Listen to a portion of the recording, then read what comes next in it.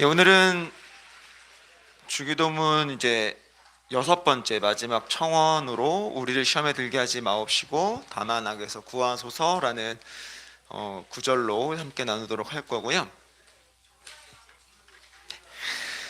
어, 일단 오늘 이 마지막 구절 통해서 또 함께 하나님께 은혜 가운데 함께 거할 수 있었으면 좋겠습니다. 자, 페이퍼가 없는데, 네네. 이제 모자라나요? 더 뽑아야겠네. 죄송합니다. 감사하네요. 네. 자, 이제 시험 옆에 있는 분이랑 좀 같이 봐주세요. 네, 시험과 악에 대한 이해라고 일단 적어놨는데, 지금 보시면 우리가 이제 실제로도 두 구문은 맞아요. 이제 시험과 악에 대해서 이제 두 구문에 나눠서 일단은 이 구절은 이야기를 하고 있고요. 그래서 시험은 무엇이고 악은 무엇이고 왜 그거에 대해서 예수님께서 기도하게끔 하셨는지에 대해서 좀 공부를 해보도록 하겠습니다. 예, 이제 시험을 생각을 해봤을 때 이 시험이라는 단어가 우리나라 말로 그냥 단순히 시험이라 딱 표현이 되는데 사실 성경에 보면 이 시험이라는 단어가 동일하게 쓰이지만 의미는 좀 다르게 나오거든요. 그래서 이제 이렇게 세 가지로 나누는데, 네, 여러분들의 시험 들지 않게 하기 위해서 제가 스펠링을 적도록 하지 않게 제가 친절하게 이렇게 적어놨죠. 그래서 자, 템테이션이 뭐죠? 유혹. 우리를 넘어뜨리기 위한 사단의 전형적인 수법으로 사용되어지는 그런 의미로서의 시험이 있고요. 그리고 테스트. 자, 테스트라는 게 뭐죠? 우리가 어떤 자격증을 얻으려면 시험을 보죠. 어떤 자격을 얻기 위한 하나의 수단으로서의 시험이 있고, 마지막으로 프루프. 자, 이게 뭐 법률 용어로 뭐 증거 이런 것도 될 수 있지만 입증하는. 그러니까 존재의 진실성과 타당성을 입증하는 과정으로서 이게 가장 대표적인 게 이제 아브라함이 있죠. 아브라함이 이삭을 데리고 하나님께서 말씀하신 산으로 올라가서 이삭을 바쳐야 되는 그 순간에 대한 시험. 그걸 우리는 이제 입증한다라고 그래요. 그러니까 이거는 존재가 되기 위한 어떤 과정이 아니라, 그렇죠? 그러니까 내가 어떤 자격을 얻기 위한 수단이 아니라 내가 그런 존재가 되었는데 그 존재로서 내가 타당한 존재인가? 내가 그 존재로서 살아가고 있는 존재인가를 입증하기 위한 방식으로서의 시험이라는 게 있어요. 그래서 사실 이제 성경에는 주로 저 유혹에 대한 부분과 그리고 이 입증에 대한 부분, 이 두 가지가 주로 등장을 하고 있고요. 왜냐하면 우리가 어떤 자격을 얻기 위해서 어떤 행위를 함으로써 우리가 구원을 받은 건 아니잖아요.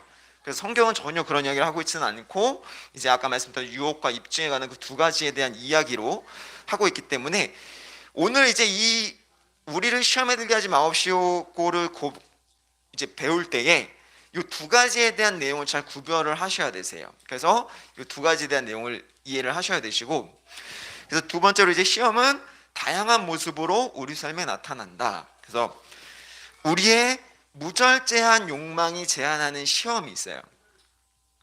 뭐죠? 우리가 아직 영화의 단계에 이르지 못했기 때문에 우리는 끊임없이 죄를 짓는다고 지난주에 배웠었죠. 그래서 우리가 우리의 정욕으로 말미암아 죄를 짓고자 하는 마음이 남아 있어서 스스로를 시험 가운데 내모는 거예요. 그래서 무절제한 욕망이라는 게 있고, 두 번째는 이제 마귀가 선동을 해서 우리로 하여금 율법을 어기게끔 하는 시험이 있어요. 대표적으로 광야에서 예수님께서 당하셨던 시험, 그리고 또 에덴에서 하와와 아담이 뱀에게 받았던 그 시험과 같이 하나님을 거부하게끔 만드는 그런 사단의 유혹과도 같은 이제 그런 시험이 있다라는 거예요. 그 외에도 이제 하나님을 떠나게 하는 것들, 이제 타락으로 인한 이제 우리는 이 세상이 타락되어 있기 때문에 사실 우리가 그리스도인으로 살아가기에는 굉장히 힘든 그런 세상이잖아요. 그 힘든 어려움, 뭐 오늘 이제 목사님도 말씀하셨지만 우리가 복음을 전하는 것 자체가 이미 너무나 힘들고 어려운 세상이 되었는데 그런 세상에 살아가는 우리로 인해서 겪게 되는 환난과 고난과 역경이 있다라는 거예요. 그래서 그 외에 이제 하나님 떠나가는 모든 것들이 다 우리에게 시험으로서 우리에게 다가온다, 우리 삶에 나타난다라는 거예요.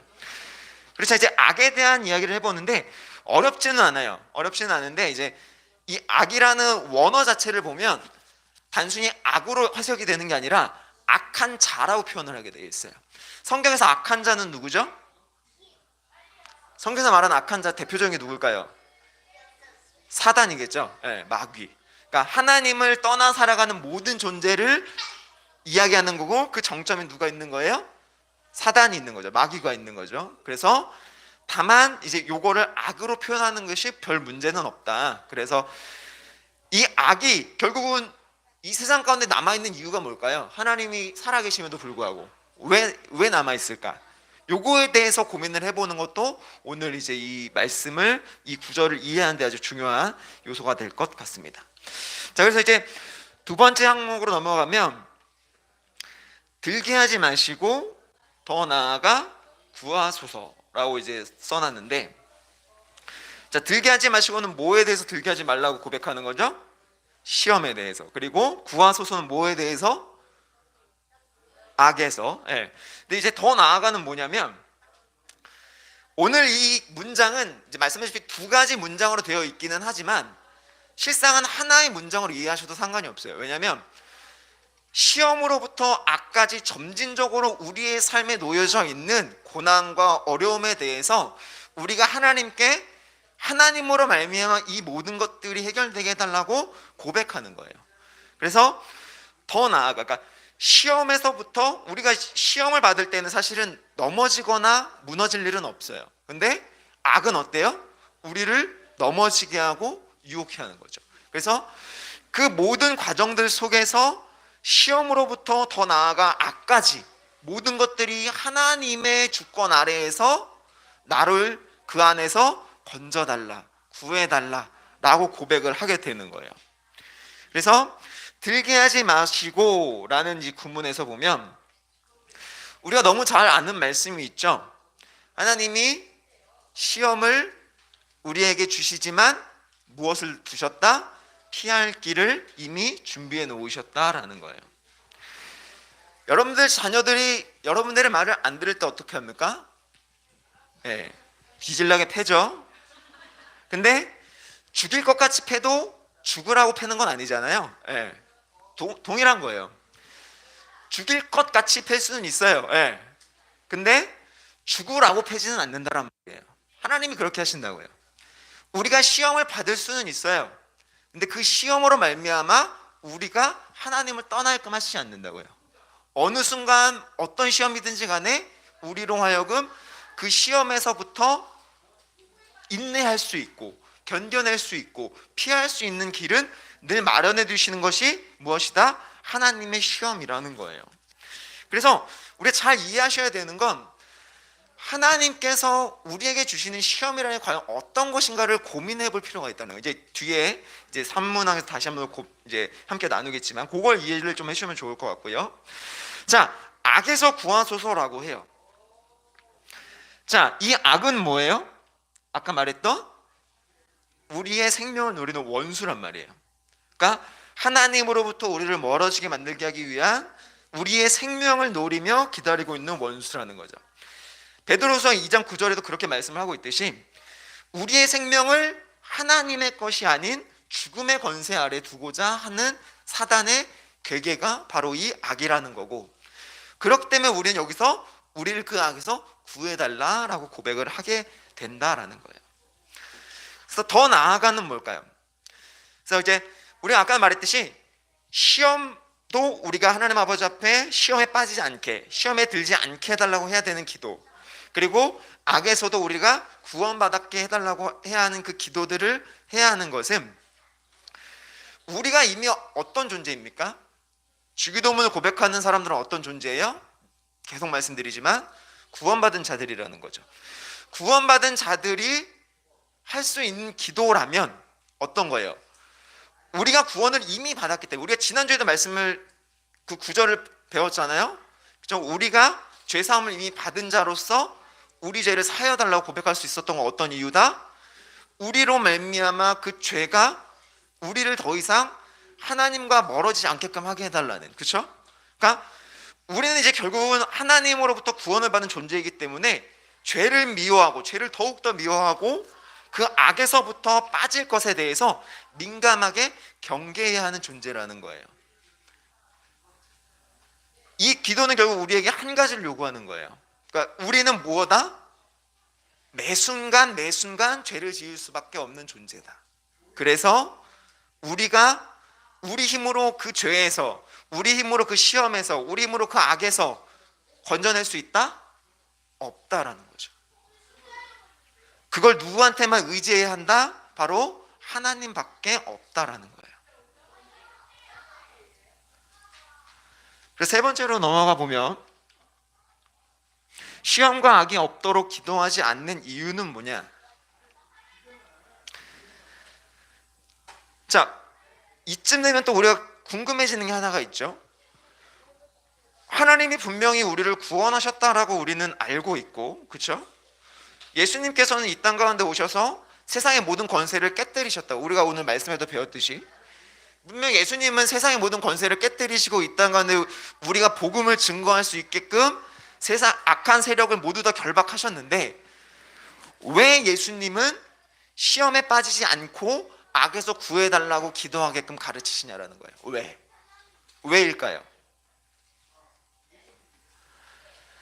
자, 저 자극과 권고라는 말이 뭐냐면, 시험과 악이 우리에게 매우 불리한 걸 예수님이 모르실까요? 아시겠죠. 하나님이 모르실까요? 아시겠죠. 그런데 그럼에도 불구하고 하나님께서는 그 시험을 우리가 당하지 않는다라면, 그 시험 자체가 없게 해달라고 기도하는 걸 가르치지 않는 이유가 뭐냐면, 우리는 이 시험에 의해서 각성하게 되고 자극을 받으며 권고를 받아야 할 필요가 있기 때문이라는 거예요. 우리는 어떤 존재입니까? 여러분들 삶에 아무것도 없이 평탄하면 여러분들이 하나님을 잘 믿을 수 있을까요? 네, 그런 적이 없기 때문에 모르시겠어요? 네. 잘 모르긴 합니다. 네. 근데 다만 너무 평탄한 그런 일생을 한 1년 정도만 보내보면 우리는 아마 기도하는 시간이 지금의 절반 이하로 줄어들지 않을까 싶어요. 무슨 말이냐면, 우리는 끊임없이 하나님을 찾기 위한 어떤 수단의 자극을 받아야 된다는 거예요. 우리는 스스로 하나님을 찾을 수 있는 능력이 없다라는 거죠. 우린 타락 이후에 우리의 영혼은 하나님의 어떠한 것도 알아낼 수 있는 능력을 다 상실해 버렸어요. 그런 존재인데 어떻게 우리가 그러면 하나님을 알아가는 그 과정을 겪게 되느냐? 바로 시험이 있기 때문이라는 거예요. 하나님께서 끊임없이 성경을 통해 말씀하시는 거죠. 성경의 인물들이 왜 스토리가 재밌어요? 고난이 있기 때문이잖아요. 우리는 너무 많이 오해를 해서 잘못 해석을 하기는 하지만, 우리의 신앙, 우리가 하나님을 바라보게끔 하는 이 신앙의 가장 중요한 포인트는 고난 가운데에서 하나님을 찾아간다라는 거예요. 고난이 없는 인생은 결단코 하나님을 찾는 데 게으르게 될 수밖에 없습니다. 타락한 인간의 치명적인 약점 중에 하나는 무기력과 게으름에 너무 쉽게 노출된다는 거예요. 시편 26편 2절에 보면 다윗이 고백을 해요. 하나님께서 나로 감당할 수 있을 만한 시험을 달라라고 고백을 하죠. 주님께서 왜 우리들을 그 수치와 가난과 환난 가운데에서 내버려 두냐는 말이에요. 왜? 우리가 그 시험 가운데 거함으로 말미암아, 우리가 그 고난 가운데에 아직은 남아있음으로 말미암아 누구를 찾게 된다? 하나님을 찾게 된다. 내가 하나님의 자녀이기를 바라게 된다라는 그 자극과 권고가 우리 안에 있기 때문이야. 그래서 아까도 말씀을 드렸듯이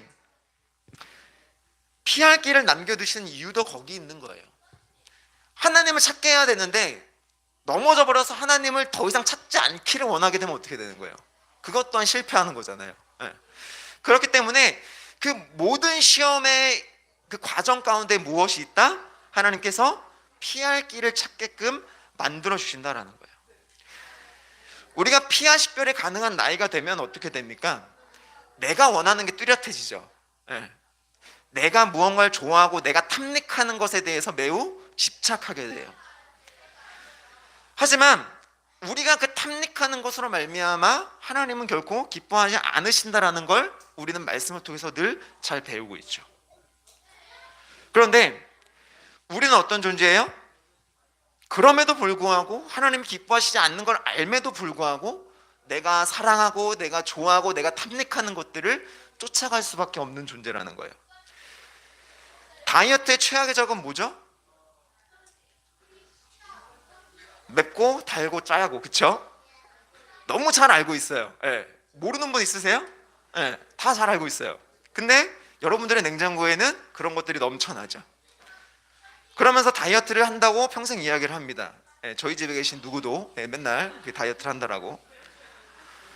다이어트를 위해서 하루 종일 다이어트 식단을 하고 야식으로 떡볶이를 먹는 그런 아주 놀라운, 도무지 저는 이해를 할 수 없지만 어찌됐든 우리는 죄라고 생각하는 것들을 내 삶에서 치우려고 하는 노력들에 너무 게을러요. 왜요? 그것이 주는 쾌락을 잊지 못하기 때문이라는 거예요.